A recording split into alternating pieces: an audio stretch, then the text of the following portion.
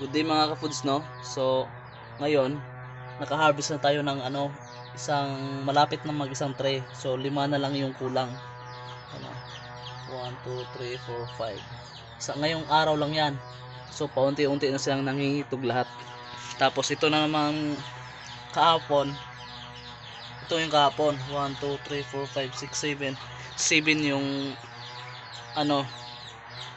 yung kulang. Tapos ngayon, dumami na. Ito isa ngayon. So ngayong nag-video ako ngayon kasi gusto ko ipapakita sa inyo na magtimbang. Timbang na tayo, magtimbang. Ito. Ito. Timbangin na natin kung ano ba siya. Ito siya.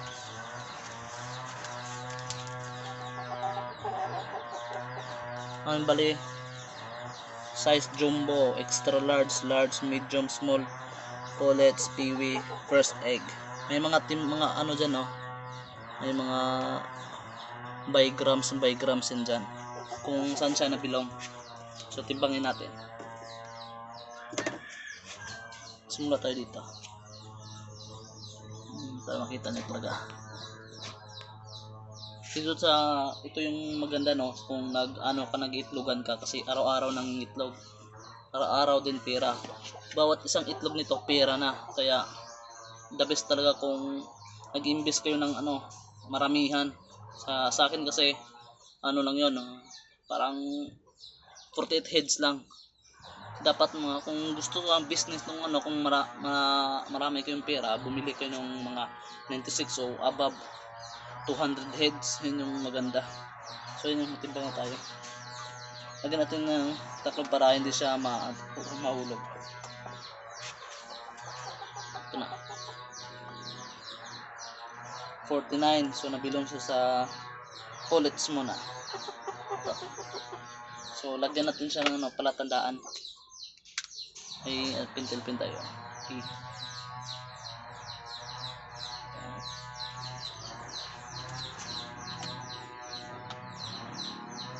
55. So medium. Ito pala kalaki. Isang laki yung medium.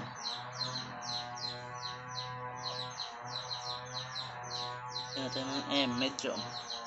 Para di tayo malito. Magbinta tayo. 55. Medium pa din.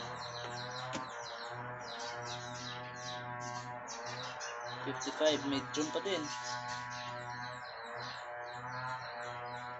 Hindi pa. 54.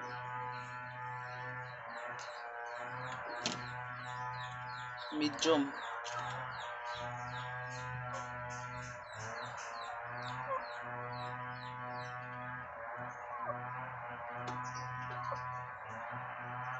52. Small to. Ito yung small natin. Lagyan na yes.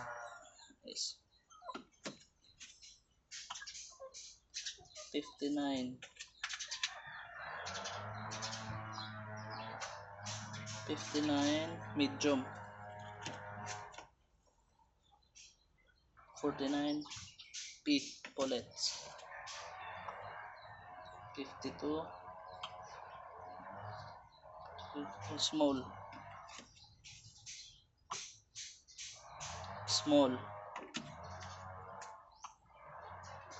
58 pullets. Ito medyo malaki guys, oh, parang itlog ng pato.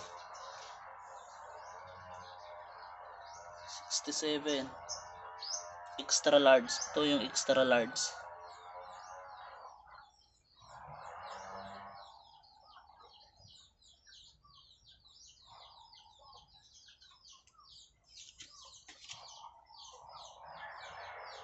50 small. 49 pullets. Small.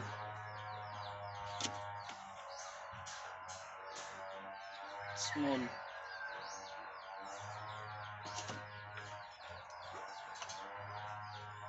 55 P pellets to.